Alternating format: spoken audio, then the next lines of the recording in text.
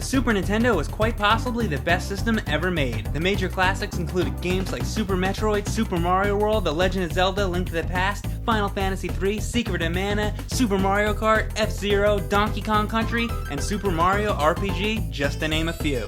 I already put together a list of obscure NES games that I felt were overshadowed by more popular titles, and now it's time to do the same for Super Nintendo.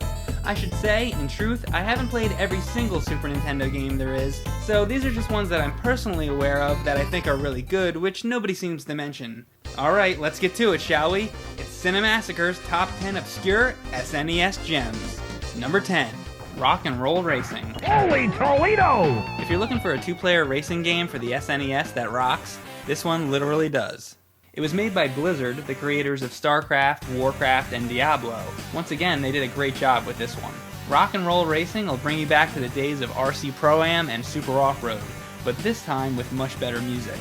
The plot is similar to F-Zero, where you're racing in a futuristic universe, going from planet to planet trying to win tournaments. The game features recognizable rock tunes such as Paranoid by Black Sabbath, Born to be Wild, Bad to the Bone, and even the Peter Gunn theme song. All kick-ass macho music. While today it's common for games to use real songs by actual bands, back in the 16-bit era it was mostly unheard of. The greatest racing game on the Super Nintendo had to be Super Mario Kart, but both games have something in common. They were each combat racing games. In Mario Kart, it was always fun knocking out the other drivers with bananas or red shells, and here they let you blow each other up with lasers and missiles. Every time you complete a race, they give you $10,000, and you use your hard-earned cash to buy upgrades. You have to be careful how you spend your money though. Personally, I buy better tires first so my steering is improved, and hold off on buying the lasers and stuff until later. Once you get to the alien planet, the game gets harder. The other cars start shooting lasers, and there's more obstacles on the track to avoid, like mines and spikes. Fox should avoid mines! When you get to Earth, there'll be puddles on the track, and this is the worst thing in the game. If you hit one, your car spins out of control over and over, and it'll leave you facing in the wrong direction. So memorizing the position of the obstacles on the track is imperative. If your car goes over a leap, sometimes you can't tell if it's lined up properly with the racetrack or not, and you'll end up landing outside the guardrail. So the controls can be a bit hard to get used to. As the game goes on, the tracks do tend to become somewhat repetitive, and one thing I hate is the announcer. When you hit a mine, this obnoxious bastard tells you to avoid them every single time. Fox should avoid mines! Oh really? Avoid the mine? I would have never guessed. The characters in the game are pretty cool, but that's because their designs seem to be lifted from other games and movies. The alien looks just like the one from the Ridley Scott film, there's a guy that looks like Olaf from The Lost Vikings, and this guy who's clearly supposed to be Chewbacca. Rock and Roll Racing was also on the Sega Genesis, but the SNES had much better sounding music than the Genesis version, so this is the more impressive of the two. With 3 difficulty settings, 6 different drivers, and a 2-player mode, the replay value truly rocks. Any game with Slimer driving a monster truck with Ozzy playing in the background has to be pretty cool, doesn't it? Number 9. Hagane was released in the United States in 1995 and was only available at Blockbuster Video. Being limited to just one store is probably what threw it into obscurity, which is a shame because it's a really fun game that could have been more than just a cult classic. The basic plot is that the evil Coma clan is planning to destroy the world and somebody has to come to its rescue. It's kinda like Contra, except the main character here is an ass-kicking acrobatic cyborg ninja. The game has 5 levels and each is divided into 4 sections with a boss at the end, and there's also an occasional mini-boss. One thing that's good is everything on the controller has a function. For example, the R button does a flip, and if you keep flipping, you can do stronger attacks. The variety of moves is what makes this game stand apart from the crowd. You can do flying barrel rolls, backflips, dragon punches, it's crazy. The controls are great, but the game is hard as hell. Unlike Battletoads or Silver Surfer or games of that nature, you can't blame the controls for the difficulty level, it just requires a large amount of skill. You have a number of weapons at your disposal. Grenades are great to hit enemies at a long distance, and you have a special attack you can use by hitting the A button. But you get a limited amount of those, so you'll have to use them sparingly. They give you 3 cells of life to start out with, which isn't much. You can increase the number of cells by getting these little blue flame symbols, and there's red symbols to fill up the energy meter. You're gonna need them too, because this game is brutally difficult. Without any upgrade, it's just 3 hits and you're dead. If you get killed, and trust me, you will, it's back to the start of the level you go. And if you lose all of your lives, it's game over. There is unlimited continues, but since it starts you at the beginning of each stage, it's pretty brutal considering each section is so hard. There's a lot of trial and error involved. You'll have to know just where the enemies are placed and which weapons to use against them. The first few stages have you inching your way forward slowly, trying not to make any mistakes. Like this part where you're trying to jump on conveyor belts. If you fall off, you drop down and get hit by one of these damn giant sandworm things. Then if you make it through that section, they throw in a scrolling level where you have no choice but to run. After painstakingly going through the first few sections, you're not ready for fast-paced insanity like this. You're running really fast and have to jump across large gaps while trying to avoid explosions, and it's so easy to die. Oh god. I died repeatedly, and it was my first game over. I think the secret to staying alive here is staying all the way to the right so that you have enough time to react. But even then, it's still so hard. The replay value is high because it's so difficult. You'll have to keep playing and try to master the levels in order to beat it. It's one of the rarer Super Nintendo games, so it can be hard to find, but I really only recommend it for hardcore gamers that like a good challenge anyway. If you consider yourself an average skill level gamer, skip out on this one. Number 8. Knights of the Round. Most everyone that owned a Super Nintendo has played Final Fight. That was made by Capcom, and they also did another game called Knights of the Round, which was a similar side-scroller hack and slash. The best thing being that it was 2-player, which is always a plus. You can choose from 3 Knights of the Round Table, Lancelot, Arthur, and Percival. They each have slightly different attack styles. There isn't really one that's much better than the other, so I find myself switching between the 3 as the game goes on to change it up a little. Something I like a lot is that you gain experience points as you progress, slicing and dicing those enemies, and you'll be able to level up. Gradually, your outfit will change and you'll get armor upgrades and larger, more powerful weapons. You have a special attack that you can use which is really strong, but it'll drain your energy, so it's not something I end up using too often since there's limited continues. There is food you can get to power up, like a Caesar salad, but it always seems to come at the worst time, when I already have full energy, and never when my meter is low and I need it. It's the only time in my life where I do anything for a lousy bowl of salad. The plot of the game is that evil forces have spread across the land, and you have to find the Holy Grail to save the day. Too bad at the end of the game it didn't say, "Sorry, too late, Indiana Jones was here first." You fight an assortment of enemies, and some of them are kinda strange. Like, there's this guy that's called Birdman. Why is he called that? Would his head be a parrot head if he took off that mask? Does he go around flipping people the bird? Or there's this one guy who rides around on a blue horse. Whoever saw a horse that could shoot energy beams? And where did he get a baby blue horse from anyway? The fucking Emerald City? One of the enemies is a magician. I like the character design on him. To me, that's what a magician should look like. I hate when magicians have that cliche look with the stupid pointy hat. You know what I mean, like Mickey Mouse in Fantasia. If you could really perform powerful magic spells and create like gold or some shit with the flick of a finger, would you really go around wearing a dumbass hat like that? I doubt it. The boss fights are probably the highlight in my opinion. There's this guy, Ball Bars, who's a huge son of a bitch with a giant hammer that'll smash your fucking brains in. Just look at how big this guy is. I'm sure Percival himself was at least as big as a football player, and this dude is 5 times his size. No human could even be that big. I doubt that there's even a man in that suit of armor. It must be full of monkeys. Several of them to control each arm and leg. There's a few minor complaints I have with the game. The variety of enemies is a little bit limited. You'll find yourself fighting the same couple bad guys over and over, and the music isn't anything special. It sounds kinda generic. But as a whole, it's a fun game and it's worth playing if you like arcade-style action. Try it out sometime with a friend, but only if you've already worn out your copy of Turtles in Time. Number 7, Magic Sword. There couldn't be a game with a more generic title, but this SNES port of the arcade classic is a solid adventure that'll keep you coming back for more. You travel through an unnamed world where an evil Dark Lord has taken over. He's creating a reign of terror, death and destruction, fire and brimstone, yada yada.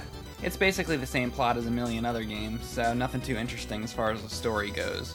It was released in the arcade in 1990 as Magic Sword Heroic Fantasy, and then ported to the SNES by Capcom in 1992. This game came out around the same time as Street Fighter 2, so most people were busy playing that and skipped over this one.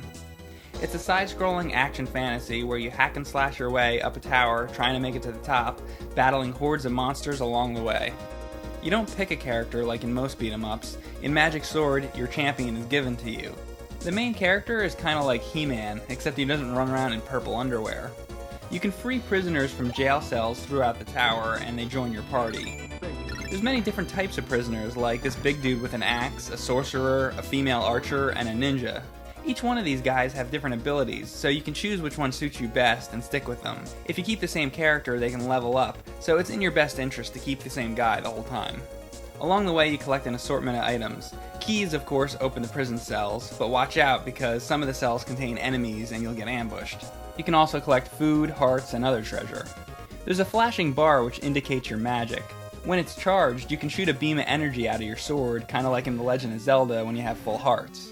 After you defeat a major boss, you'll get a slightly more powerful sword to use, but what sucks is, if you get hit, you'll drop the new sword and be stuck with the old one again. So it'll continually be knocked out of your hands, and you'll have to go grab it before it disappears. Sometimes it's not too bad, but if the sword drops down into a pit where there's fire or some other dangerous obstacle, you'll have to sacrifice some of your energy in order to retrieve it again.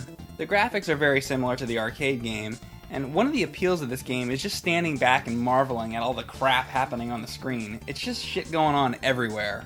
There's a wide variety of enemy types to fight: mummies, dragons, tiki heads, all kinds of stuff. I always laugh when I see this bear that you have to fight. It's like Smokey the Bear or something. Maybe the boss of this level should be Woodsy the Owl.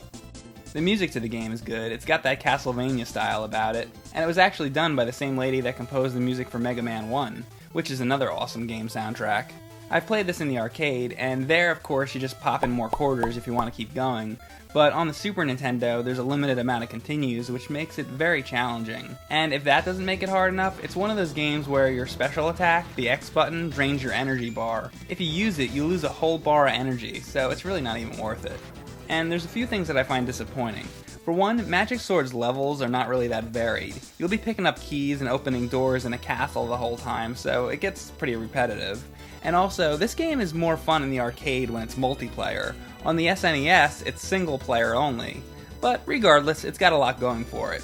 If you like medieval-themed arcade-style action, this will be a game you're going to want to revisit every so often, so it really has lasting appeal. There's lots of awesome prisoners that fight alongside you, all sorts of power-ups, new weapons, tons of levels, and a shitload of monsters. Even if you can't find an arcade with this game or don't own a Super Nintendo, this is still an easy game to find because it's available via the PlayStation Network. They released a game called Final Fight Double Impact, which includes Final Fight and this game, Magic Sword.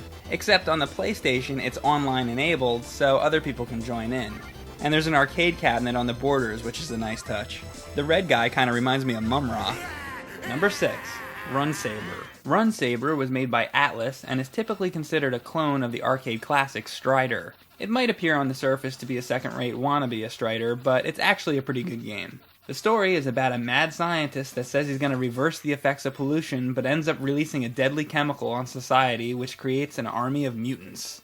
The only way to stop him and his mutated army is with the aid of 2 super ninja cyborgs who wield lightsabers. It's much like Ninja Gaiden and Strider, the way you flip and slash at stuff, which is why it gets that reputation. The control on the characters is well done. You can latch onto ceilings and walls and climb along the surface. It makes the background interactive with the player, which isn't optional. At certain points you'll have to be able to do this in order to survive.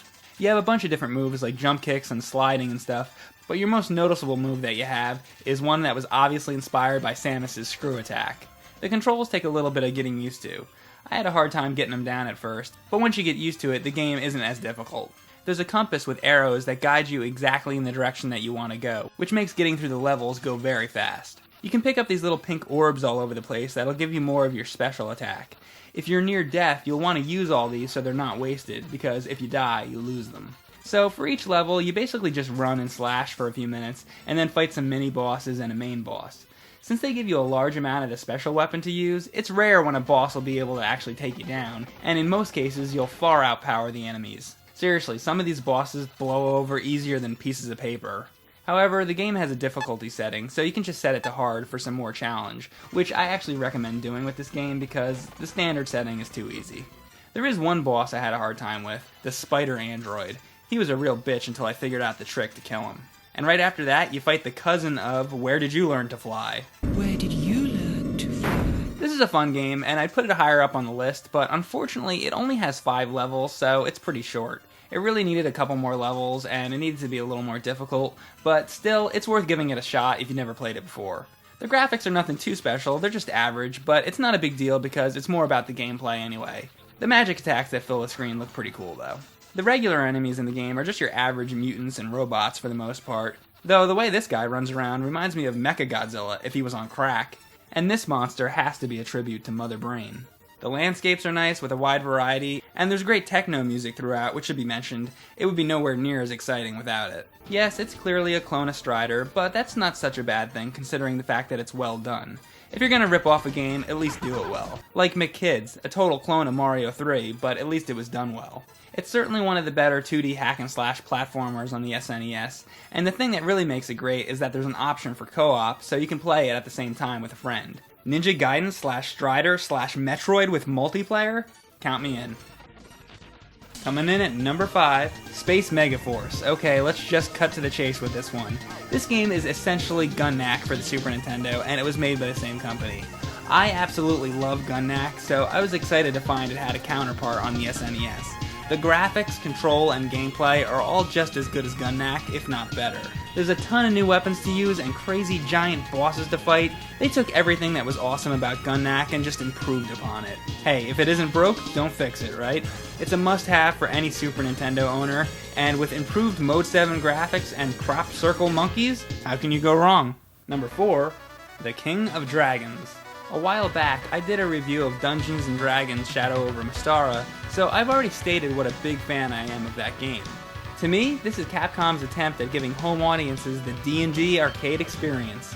It's not as good, but since this is as close as we're gonna get, I'll take it.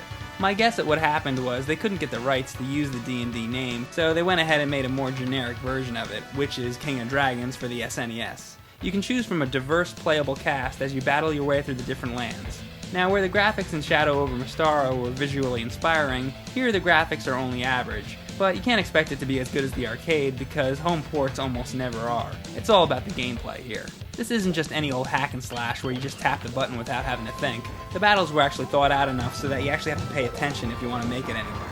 You can defend yourself with the shield by pressing back as your attack, which you'll have to learn to use if you want to try to make it to the later stages. Some beat-em-ups are so easy that you're just sitting there tapping A the whole time, wondering when the next boss fight's gonna be. But in this game, the battle is intense, and you actually have to concentrate on the enemies you're trying to defeat. And the game rewards you for doing well by dishing out experience points, just like in the D&D arcade. You have special attacks, which are pretty awesome, but they don't guarantee your victory by relying on them alone. The game is really long, so the kids who bought this actually got their money's worth. It might seem a bit too long if you're playing it now, but if you would have paid $50 for this back in the early 90s, you'd be damn happy it wasn't going to be over in 10 minutes. Each of the levels ends with a boss fight, and besides the good combat mechanics, they're the other highlights of the game. The bosses are large, and there's a wide variety of them, and they all have different patterns to figure out. The replay value to this game is huge because of the large array of characters you can play as. They each control a little different, so playing through it again with another guy is almost like a whole new experience. And you'll be motivated to try and get the highest level playing as each one of them. But that's not all. It's also 2 players, which will make playing even more crazed, trying to snag items for yourself or hit the magic balls that float around. There's also 3 modes of difficulty, so there's always something to keep you coming back for more. Number 3. Okay, here's Demon's Crest for the Super Nintendo. Demon's Crest stars Firebrand, who, believe it or not, was the annoying red demon that attacks you in Ghosts and Goblins. This guy actually got a series of games based around him, which were Gargoyle's Quest for the Game Boy, Gargoyle's Quest 2 for the NES, and Demon's Crest for the SNES. I find it incredible that they made not just one game, but an entire series based off such a minor character. That would be like if Nintendo gave the Darknuts from Zelda their own game series and called it Darknuts Quest. Ugh, that doesn't sound right, does it? I think this game flew past most people's heads because it was called Demon's Crest and not Gargoyle's Quest 3. Why is the title of the Super Nintendo game different than that of the first 2 games in the series? It should have been called Gargoyle's Quest 3, but no, they named it Demon's Crest. So what would the 3rd game in the Darknuts series be called then? Super Brown Nuts Championship Edition? Anyway, this list is about Super Nintendo games, so I don't want to get too off topic. Let's just talk about the 3rd game of the trilogy for the SNES. The basic plot of the game goes like this. 6 magical crests fall into the demon world. The crests grant their owners great magical powers. A demon named Phalanx took 5 of them, and Firebrand has the other one. Now it's your mission to obtain the rest of the crests and exterminate Phalanx. Phalanx, huh? Isn't that the name of another Super Nintendo game with the old man playing a banjo on the cover? Maybe they could do a crossover someday called Phalanx vs. Phalanx. Would that be considered Demon's Crest 2 or Gargoyle's Quest 3? Or maybe I need to stop thinking about fantasy games that could have been and go outside. Nah. So Firebrand has to go around collecting all these crests, like Earth, Wind, and Water. Sounds more like the plot to a Captain Planet episode if you ask me. Firebrand can hover in the air and use his claws to hang off the walls. Grabbing onto walls and hovering is just fun to do. I remember the first time I played Batman on the NES, and I was so impressed at how he could jump off the walls. It was a fun game to play just because of that alone. With Demon's Crest, I get the same feeling. The controls are so good, it just makes you want to play it. Now combine that with the fact that the rest of the game is awesome, and you have a real classic. As you get back all the different crests, he can morph into different gargoyles. If you hit the R button and A button together, the Earth Gargoyle can break through solid rock. Apparently, the Earth Gargoyle's name is G Gargoyle. I wonder what his first name is. You know, Mario's last name is Mario, so maybe the G stands for Gargoyle. Yeah, Gargoyle Gargoyle, that's it. The Water Gargoyle obviously swims underwater, and it looks like Capcom drew some inspiration from the Ninja Turtles Dam stage for this one. So while Firebrand can hover while he's in the air, the Wind Gargoyle can actually fly, which is awesome. There's other crests as well, like the Claw that'll help you scale the walls, or the Tornado Crest, which you can use to jump higher than before. It reminds me of using item number 1 you get from Heatman in Mega Man 2. To obtain the most powerful crest, you actually have to find every item in the whole game before it'll be unlocked. And some of the items are extremely cryptic to find, so good luck on that one. There's all kinds of items to collect for your inventory, talismans, potions, and other stuff. Depending on the amount of things you acquire in your inventory, the game's ending will change. There's tons of secret passageways to explore to find the various items, so that, combined with the possibility of getting multiple endings, certainly increases the game's replay value. The boss battles range in difficulty. Some are insanely difficult, while others are just too easy. If you use a certain gargoyle, the boss battle will become much easier. So again, it's like Mega Man, where you have to have the right item for the right boss. No surprise with all these Mega Man similarities, since it's made by Capcom. The first boss is actually the first thing that happens in the game. It was unheard of at that point in time to start the game with a boss fight. Normally you'd have to make it to the end of a level before you get to the boss battle, but here there's no bullshit. You're thrown right into the action and it's great. The level design is some of the coolest I've ever seen in any game. The forest that's blazing like an inferno is really a sight to behold, and the title screen gives meaning to the word epic. Just look at that. In short, it's one of the best 2D action platformers on the Super Nintendo. But it does have a few flaws. The graphics lag quite a bit when there's a lot of stuff on the screen. I mean, it gets really bad in some areas, which is a shame since the game is so graphically appealing otherwise. Demon's Crest isn't as good as the major classics we all grew up with, like Super Metroid or Mega Man X, but it's not far behind either. The levels themselves are a little too easy, while the boss fights can be too hard, giving it an uneven balance, but in many respects, it ranks right up there with some of the top-ranking SNES games. I, for one, think Demon's Crest is a criminally overlooked gem that needs to be brought out of the depths of hell and back into the light of day. Number 2, Firepower 2000. Just like Godzilla 2000, by the title, you'd probably think that this was released in the year 2000, but nope, it's from 1992. The Firepower series was originally called SWIV. SWIV, huh? What the hell is SWIV, right? Supposedly it stands for Secret Weapon Installation Verification, if you wanted to know. But to make it simple, in Europe it was called Super SWIV, and in the US they named it Firepower 2000. I gotta say, I like the US title better.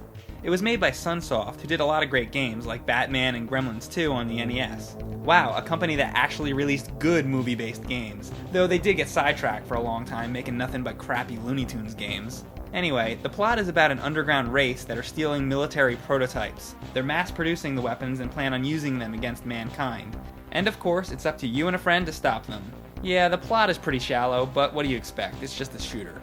You drive around in either a tank or fly a helicopter with an overhead view, collect power-ups, and blast the fuck out of everything in sight. The two vehicles you can choose from control differently. The tank rolls on the ground and it can get stuck by ground obstacles. The advantage with the tank, though, is that it can shoot in 8 directions. Then there's the helicopter. Being able to hover over trees and buildings with the chopper is really helpful, but the helicopter can only shoot straight forward, so it can be a lot harder to hit enemies. I hate only being able to shoot forward. I always like shooters that you can shoot in any direction that you want. Some good examples being Barai Fighter on the NES and Forgotten Worlds on the Genesis. The controls in the game are responsive, so you actually feel like you're really driving your vehicle. And also, selecting alternate weapons is easily done. The vehicles have flamethrowers and plasma cannons, and what's amazing is that these weapons can be upgraded as much as 6 times for even more powerful attacks. Like, the green laser is really powerful, and it'll kill most anything in just one hit, but my favorite is the flamethrower. It starts out short, but as you get upgrades, it'll get longer and thicker. It's a devastating weapon that'll fuck your opponents until they explode. Another nice thing is that the weapons automatically turbo fire, meaning you don't have to keep hitting the button, you can just hold it down. No turbo controller required. You can also get a plasma shield every so often to help protect your vehicle. It's helpful to be momentarily invulnerable if you need it, but you can also use it as a weapon and nuke the entire screen, killing everything. Even though all you're doing is shooting, you have to be constantly thinking because you can fuck things up easily. Like with this shield, if you're just blasting your gun without really paying attention, you'll blow it up like a nuclear bomb, but you're probably going to want to use it to protect yourself against enemy fire since you die in one hit. So there's absolutely no slacking. Like Miyagi says, you stay focused! Here's something minor, but I'm mentioning it because it was a good programming thought. If you pause the game for a minute to go take a piss or something, when you come back, you don't have to press the start button to resume the game if you don't want. You can just hit the fire button. That way you're instantly back into the action. That's awesome because you might need that extra split second if somebody's firing at you. It's little shit like that that puts this game on a pedestal of nerdy goodness. Yeah, you know it's nerdy when they're using Starfleet logos as power-ups. One thing I noticed is that there's no firing sound when you shoot your weapon. I kinda like that because if it was there, you'd just hear the gunfire going off continually. This way, the noise clutter is cut down and you can actually listen to the soundtrack, which is excellent. The sound effects are gratifying when you destroy an enemy with a bomb. The bomb explosion ranks right up there with World War I as being one of the best explosion effects in gaming history. This is a very challenging game. You'll often find yourself surrounded by clumps of enemies shooting at you from all directions. You start with only 3 lives and there's no continues, and it's also one-hit kills. It kind of reminds me of Akari Warriors in that respect, except here there's no respawn code. In the 3rd level, your tank becomes a boat for a while, and on level 4 you become a jet. It's stuff like this that keeps the game from getting stale. Nice to see that they put extra thought into the level design.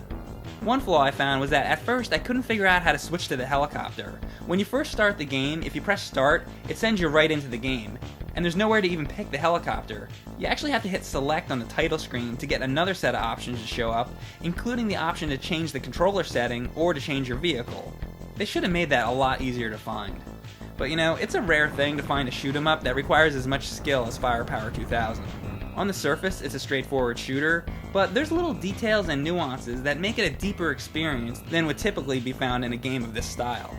Overall, being that each of the vehicles has its drawbacks, the choice is clear that this is a game that's best played with a second player. So pick it up if you can find a copy, and invite a friend over to blow some shit up. So before we get to my number 1 choice, I want to mention a few other games that I considered but didn't make it to my list for one reason or another. There's this one game called The Fireman, which was one of the best games on the SNES, but it was only released in Europe.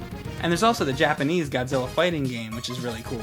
Those were released outside the USA, but they're really good and worth owning for sure. Then there's some other great games like Metal Warriors and The Adventures of Batman and Robin that some people wanted me to add to the list, but I felt like they weren't quite obscure enough. So if there's a great game out there that I overlooked, you can bet there's a good chance that I considered it, but I just decided it was too well known for the list. And now for number 1, Wild Guns.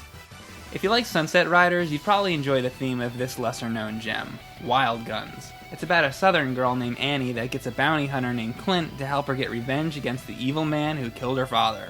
The game is set in the 1800s, but what makes it awesome is that all the bad guys have futuristic technology. It's a short game, but it's exciting and every aspect to it is just badass. Hell, even Natsume let you know right from the titles, this game is serious fun. I'm instantly reminded of Punisher on the NES when I play this because it's a retro third-person shooter. Except Punisher was boring as sin, and this is amazing. It's an intense game where you have to constantly focus because shit's always coming at you from every direction, and there's always something to shoot. With bullets flying at you from everywhere, you'd think it'd be easy to get shot, but they included a speech bubble that warns you to jump out of the way. And even the jumping is cool because it's a double jump, which is fun and useful, like when you have to jump over the fire from the flame-throwing tank. The game includes a nice array of weapons that you can get. The girl can launch the mortar bomb, which is just insane, and she's also got a laser lasso. Watch out, Cowboy Curtis, here comes Annie. When too many enemies appear on the screen, you can feel overwhelmed, but once again, the game designers were smart because they give you a limited number of bombs that you can use to clear out the whole screen. That is fun as fuck. There's also a meter on the bottom that you can fill up by shooting enemy bullets. When the gauge is full, you'll acquire a super powerful gun for a short time called the Vulcan Cannon. It is the best thing in the game, and there's no words to describe its awesomeness. You just need to play the game and use it. There's a nice variety of stages to visit when you're blasting up the Old West. An ammunition depot, a canyon, an old mine, and a futuristic runaway train. The backgrounds are interactive as well. You'll have to concentrate on blowing up objects in the room just about as much as the people you have to shoot. The soundtrack to the game makes it exciting and gets your blood pumping, which is important. It puts you in the mood to blow shit up. It's a hard game, but if you play with another person, it helps immensely. This is one of those games that you just don't want to play alone. It's a near-perfect game, but there are a few minor things that bother me. If both players pick the same sex, the crosshairs are the same color, making it hard to tell who's who. So it's better to have one person pick a girl and one person pick a guy. And I think the game could have been a little longer. If they would have just added like another 2 or 3 stages, it would have been really nice. This is the type of game that you play for like just one night and then give it a rest. And a few months later, you'll see it sitting on the shelf, so give it a shot again, and it'll be just as fun as the first time you played it. So the replay value is extremely high. The actual SNES card I have here is really rare, and it goes for a lot of money. But the good news is, the game is widely available on the Wii Virtual Console, so it's easy to get and cheap. What more can I say? Download your copy right now, partners, for some gunslinging, rip-roaring, rootin'-tootin', murdering.